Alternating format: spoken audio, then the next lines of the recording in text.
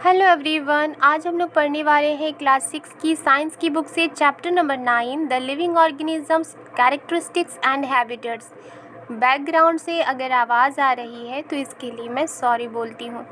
तो इस चैप्टर में हम लोग पढ़ेंगे जीव जंतुओं के बारे में, लिविंग ऑर्गेनिजम्स के बारे में, उनके कैरेक्टरिस्टिक्स के बारे में और उनके हैबिटेट्स के बारे में। हैबिटेट्स का मतलब होता है नेचुरल प्लेस, यानी कि लिविंग ऑर्गेनिजम्स जिस जगह रहते हैं उनकी जो नेचुरल प्लेस होती है वो किस तरह की होती है। इस चैप्टर में हम लोग यही पढ़ने वाले हैं। इस चैप्टर में मैं आपको नोट्स भी प्रोवाइड करने वाली हूँ, तो आप देख सकते हैं कि मैंने यहाँ पर बहुत सारे नोट्स को अंडरलाइन कर लिया है। यही आपके एग्ज़ाम्स के लिए इम्पॉर्टेंट है और आपके नॉलेज के लिए भी। अगर आप चाहें तो अपने बुक में हाइलाइटर से हाईलाइट कर सकते हैं जो भी मैंने हाईलाइट यहाँ पर किया हुआ है, और इसे ही आप पढ़ सकते हैं और याद भी कर सकते हैं, जिससे कि आपके एग्ज़ाम्स में आप अच्छे मार्क्स स्कोर कर सकें। तो चैप्टर को लंबा ना करते हुए, इस वीडियो को लंबा ना करते हुए हम लोग इम्पॉर्टेंट नोट्स को ही पढ़ेंगे, जिससे कि हमारे एग्ज़ाम्स के लिए भी प्रिपरेशन हो जाए और हमें पूरी की पूरी चैप्टर आसानी से समझ में आ जाए। यहाँ पर इंट्रोडक्शन में ज़्यादा कुछ लिखा हुआ नहीं है, बस ये लिखा है कि पहेली और बूझो बहुत सारी जगहों पर वो वेकेशन पर गए थे और वहाँ पर उन्होंने तरह तरह के प्लांट्स और एनिमल्स देखे थे। ठीक है।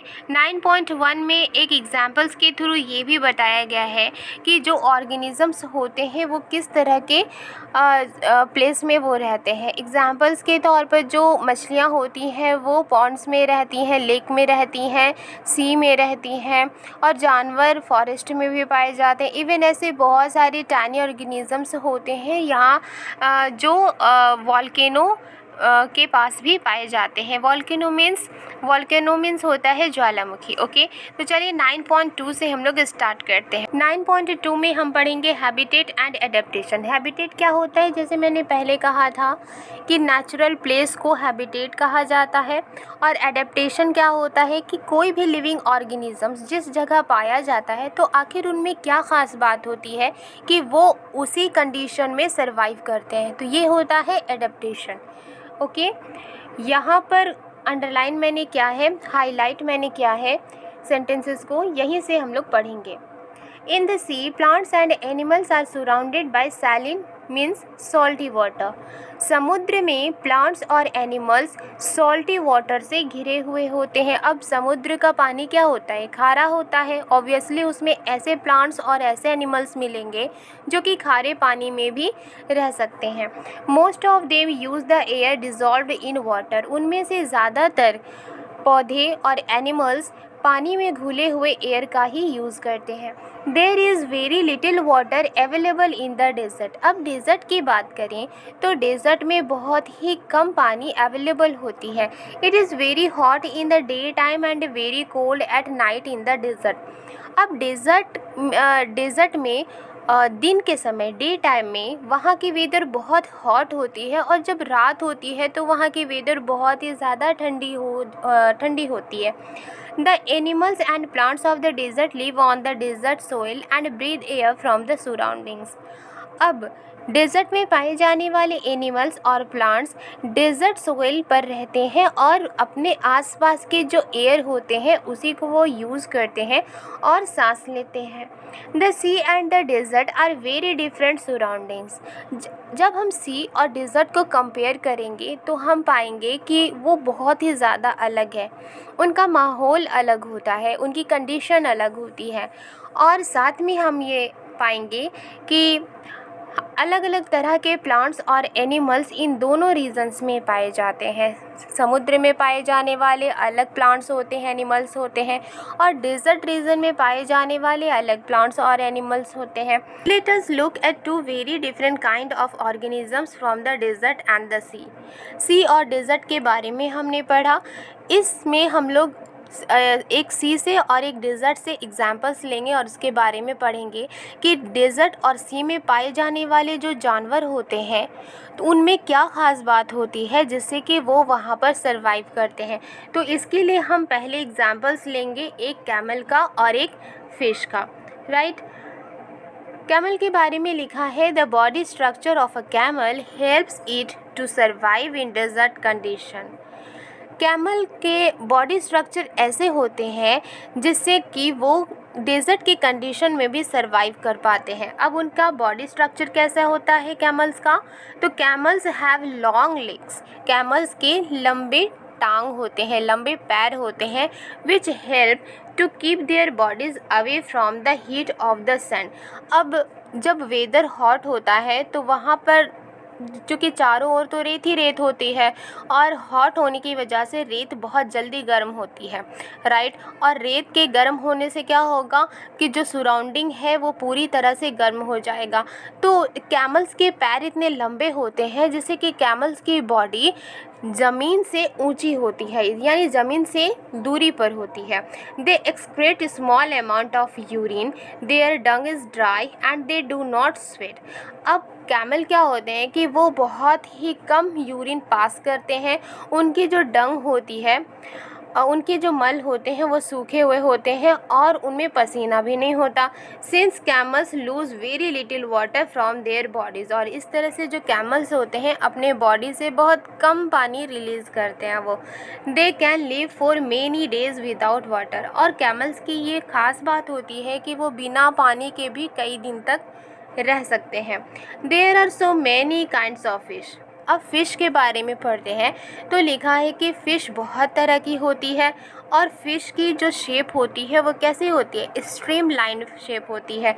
हमने पिछले क्लास में पढ़ लिया है, पिछले वीडियो में चैप्टर 8 में पढ़ लिया है फ़िश के बारे में कि उनकी जो बॉडी शेप होती है वो स्ट्रीम लाइन शेप होती है, राइट। अगर आपने वो वीडियो नहीं देखी है तो चैनल पर जाकर आप वीडियो सर्च कीजिएगा, आपको वो वीडियो मिल जाएगी। This shape helps them move inside water. अब फिश की जो शेप होती है वो स्ट्रीम लाइंड होती है। अब स्ट्रीम लाइन शेप होने की वजह से फ़िश आसानी से वाटर में मूव करती है। Fish have slippery scales on their bodies. Fish की जो बॉडी होती है उसके बॉडी के ऊपर स्लिपरी स्केल्स होते हैं, ठीक है। जिससे कि क्या होता है, this scales protect the fish and also help in easy movement through water. ये स्लिपरी स्केल्स फ़िश को प्रोटेक्ट करती है, यानी कि जैसे ही वाटर उनकी बॉडी से टच होता है वाटर फिसल जाता है, राइट। ओके, साथ ही साथ ये स्लिपरी स्केल्स मछलियों को वाटर में मूव करने में मदद करती है, यानी कि स्लिपरी स्केल्स की वजह से मछलियाँ आसानी से वाटर में वो तैर सकती हैं। Fish have flat fins and tails that help them to change directions. Fish में flat fins होते हैं और tails होती हैं जो उनकी पूँछ होती है, जो मदद करते हैं उन्हें पानी के अंदर अपने डायरेक्शन को चेंज करने की। मान लीजिए कि अगर कोई मछली अगर इस डायरेक्शन में मूव कर रही है, ठीक है, अगर कोई मछली इस डायरेक्शन में मूव कर रही है, अगर उसे इस डायरेक्शन में जाना हो तो वो क्या करेगी? अपने फिन्स का इस्तेमाल करती है, अपने फिन्स का यूज़ करती है, ठीक है, अपने पूँछ का भी इस्तेमाल करती है जिससे कि वो अपना पानी के अंदर डायरेक्शन को वो चेंज कर सकती है। Gills present in the fish help them to use oxygen dissolve in water. अब पानी के अंदर ऑक्सीजन डिज़ोल्व होता है, मछलियाँ क्या करती हैं कि अपने गिल्स की मदद से, मछलियों में गिल्स पाया जाता है, उनकी मदद से ही वो पानी के अंदर घुले हुए ऑक्सीजन को यूज़ करती हैं और सांस लेती हैं। We see that the features of a fish help it to live inside water. हमने क्या देखा कि फीचर्स, मछलियों में जितनी सारी फीचर्स होती है उनकी मदद से मछलियाँ पानी के अंदर ज़िंदा रहती हैं। And the features of a camel help it to survive in a desert. और कैमल में जो फीचर्स होते हैं उनकी मदद से कैमल डिज़र्ट में सर्वाइव करता है। The presence of specific features और certain habits which enable an organism to live naturally in a place is called adaptation.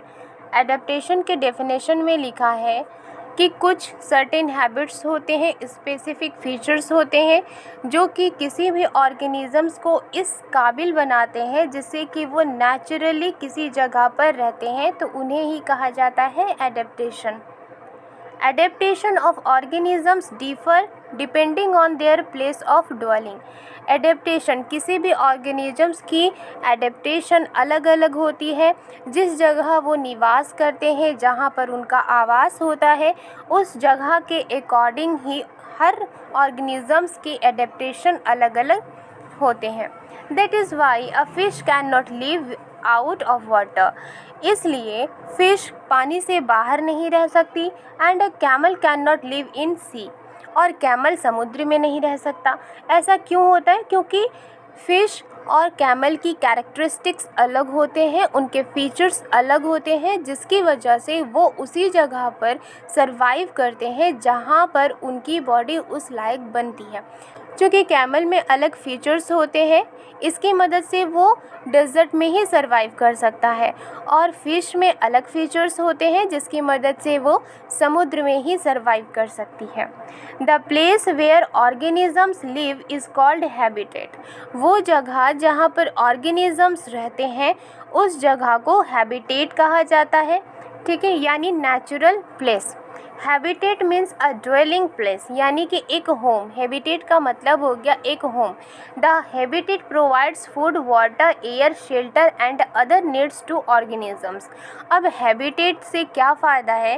Habitat provide करती है food, water, air, shelter. Shelter का मतलब होता है रहने की जगह, और दूसरी ज़रूरत की चीज़ों को भी हैबिटेट प्रोवाइड करती है। अब कैमल ऐसी जगह पर रह सकता है जहाँ पर वो हॉट वेदर को बर्दाश्त कर सकता है। अब अगर उसे कहा जाए कि नॉर्थ पोल में उसे भेज दिया जाए, साउथ पोल में उसे भेज दिया जाए, बर्फ़ के इलाके में भेज दिया जाए, तो क्या वो वहाँ पर सरवाइव कर पाएगा? बिल्कुल नहीं कर पाएगा, राइट। ओके, तो वो जहाँ पर रहता है, यानी कैमल जहाँ पर रहते हैं, वहाँ के अकॉर्डिंग उन्हें फूड मिलता है। वो वहाँ के अकॉर्डिंग वाटर पीते हैं, वहाँ के अकॉर्डिंग वो एयर यूज़ करते हैं, शेल्टर यूज़ करते हैं, और दूसरी ज़रूरी चीज़ों को भी यूज़ करते हैं। ठीक है। Several kinds of plants and animals live in the same habitat.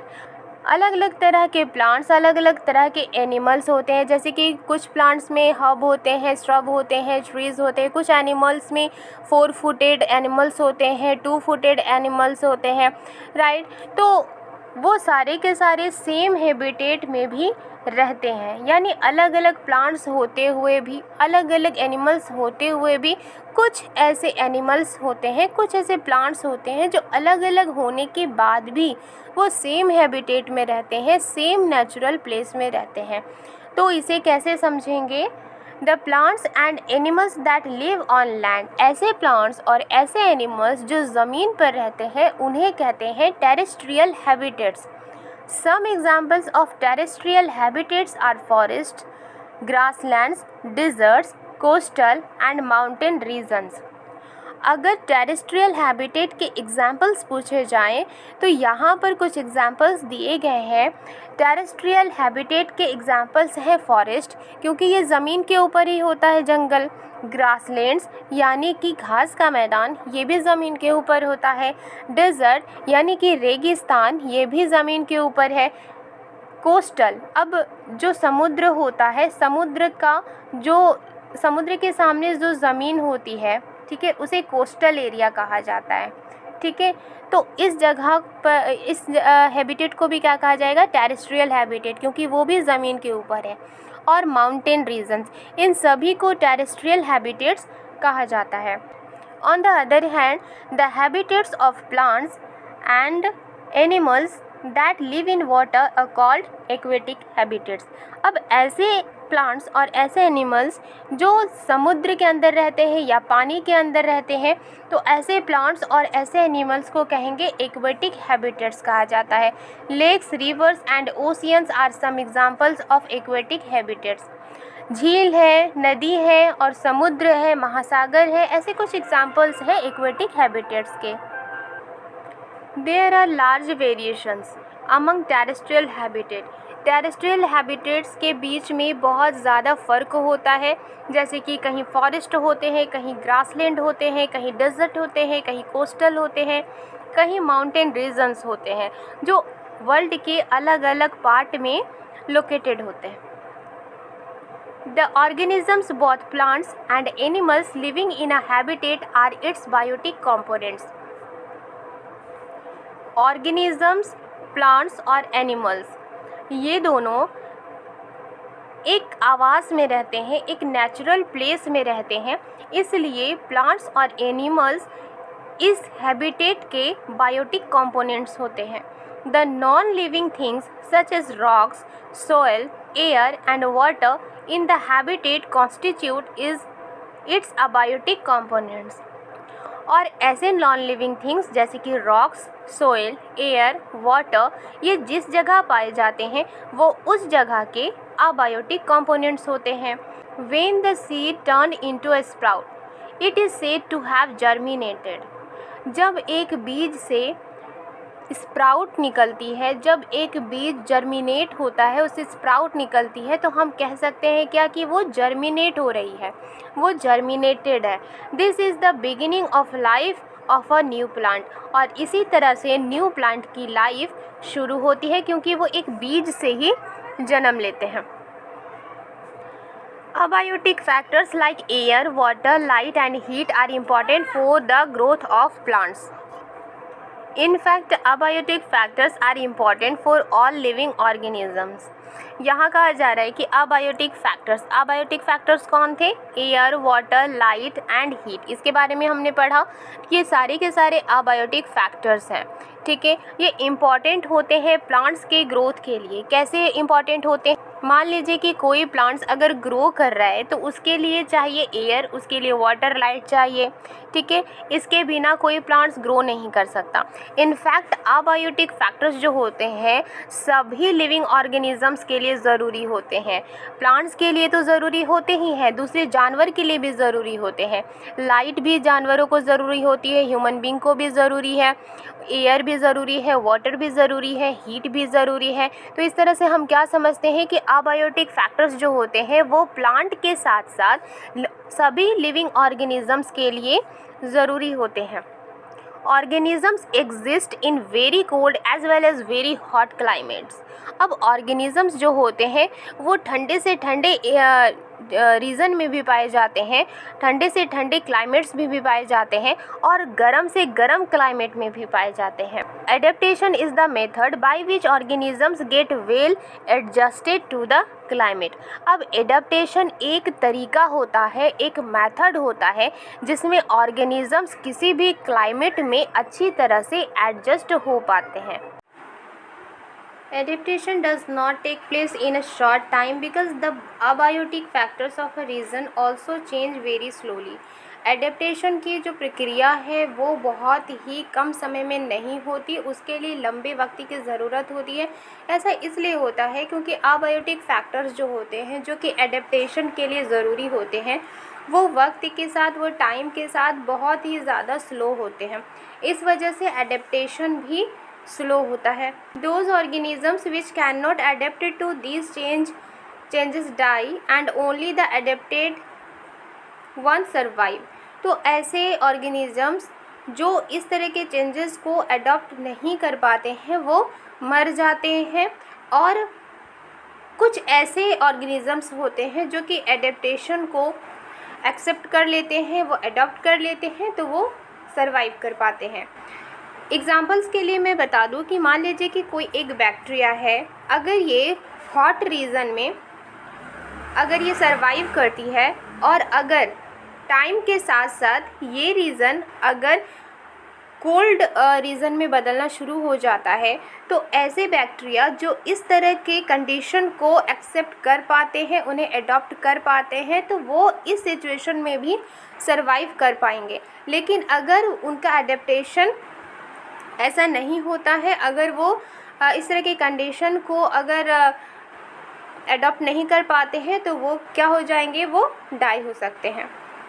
Organisms adopt to different abiotic factors in different ways. Organisms क्या करते हैं, वो अलग अलग अबायोटिक फैक्टर्स को अलग अलग तरीके से अडॉप्ट करते हैं.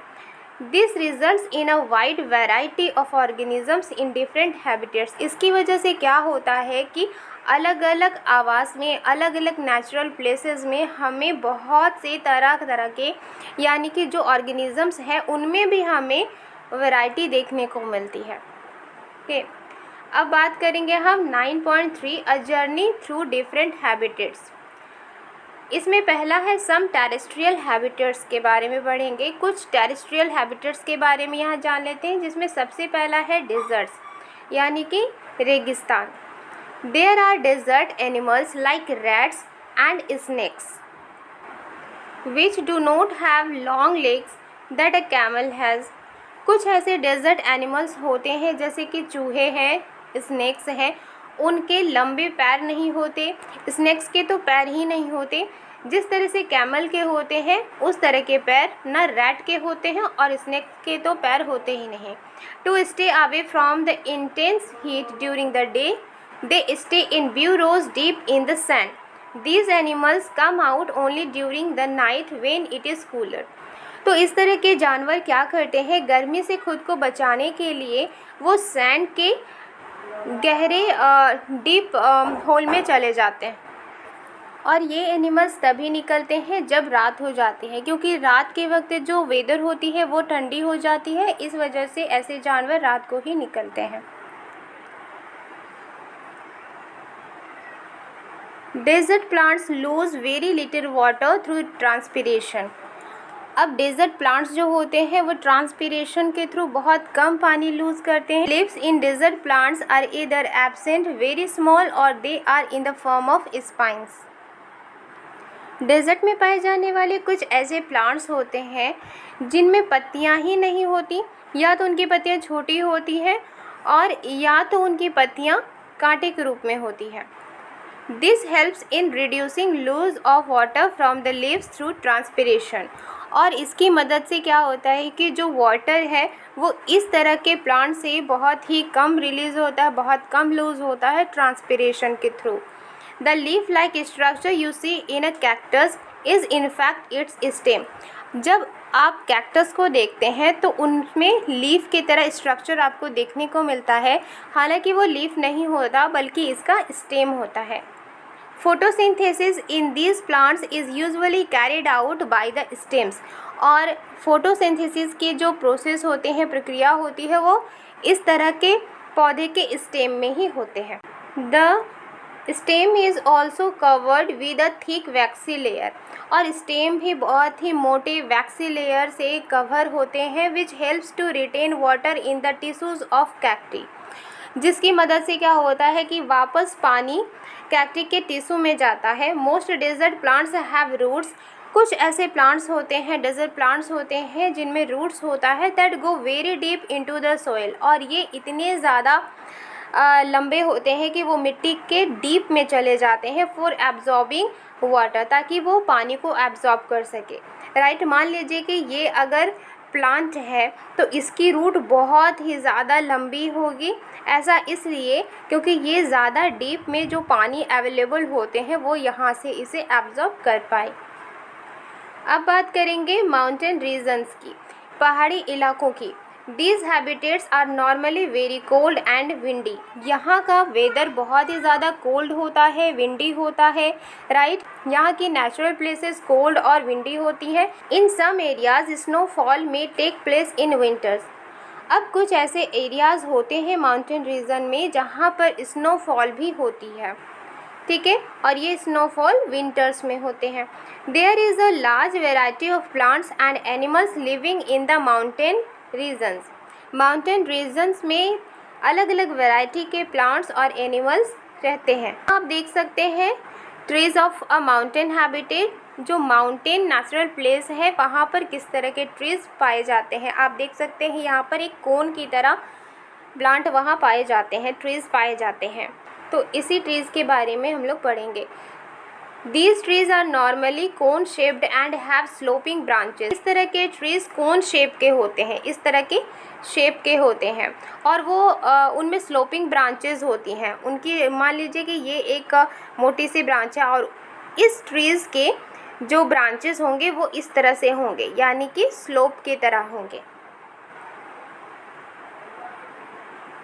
The leaves of some of these trees are needle like. इस तरह के पेड़ों की पत्तियां निडल लाइक होती हैं, जिसकी मदद से रेन वाटर और स्नो आसानी से फिसल जाती है। There should be trees with shapes very different from these that are also present on mountains. Mountain region में अलग अलग शेप के भी ट्रीज पाए जाते हैं। They may have different kind of adaptation to survive on the mountains. तो हो सकता है कि उनके जो एडेप्टेशन है वो अलग होती है ताकि वो माउंटेन में सर्वाइव कर पाए। Animals living in the mountain regions are also adapted to the condition there. ऐसे एनिमल्स जो कि माउंटेन रीजन में रहते हैं तो वो भी उस जगह की कंडीशन को अडेप्ट करते हैं। They have thick skin. ऐसे जानवरों की स्किन थिक होती है या उनमें फर पाई जाती है ताकि उन्हें कोल्ड से प्रोटेक्ट किया जा सके। फॉर एग्ज़ाम्पल याक की बात करें तो उनमें लंबे हेयर होते हैं जिससे कि उनकी बॉडी वार्म रहती है। Snow leopard has thick fur. और स्नो लेओपार्ड के थिक फर होते हैं इसकी बॉडी पर, इंक्लूडिंग फीट एंड टोज। और साथ ही साथ इनके पैरों में और टोज में भी फर पाए जाते हैं। This protects its feet from the cold. और इसकी वजह से इसके फीट ठंड से बचे रहते हैं। व्हेन इट वॉक्स, जब ये चलता है स्नो पर, ठीक है, तो जैसे ही ये स्नो पर चलता है तो उसके पैरों को ठंड से प्रोटेक्शन के लिए क्या होता है कि इनके फीट और टोज में भी फर पाए जाते हैं। The mountain goat has strong hooves. जो माउंटेन गोट होता है उसमें स्ट्रॉन्ग हूव पाए जाते हैं for running up the rocky slopes of the mountain, जिससे कि वो जो रॉकी माउंटेन होते हैं, रॉकी स्लोप्स होते हैं, पथरीला जो स्लोप्स होता है माउंटेन्स पर, इस पर वो आसानी से दौड़ सके। As we go up in the mountainous region, जैसे ही हम माउंटेनियस रीजन ऊपर की ओर जाएंगे, the surroundings change and we see different kinds of adaptations at different heights. Surroundings change हो जाती है माउंटेनियस रीजन के ऊपर जाने पर और हम अलग अलग तरह के एडेप्टेशंस देख पाते हैं, अलग अलग हाइट के एडेप्टेशंस देख पाते हैं। ओके।